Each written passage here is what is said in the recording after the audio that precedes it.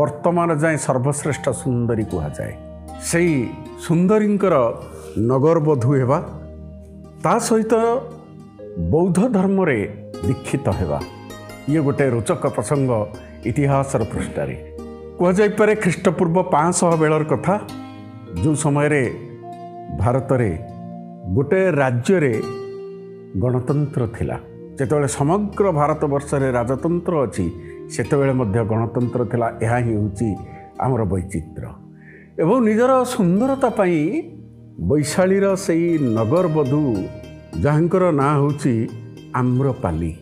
आम्रपालींकर जीवनी केवल गोटे जीवनी नुहे आमको शिखिबा पाई अनेक कथा ग्रहण करिया पाई जानिबा पाई गोटे बड़ खोराक जोगाए।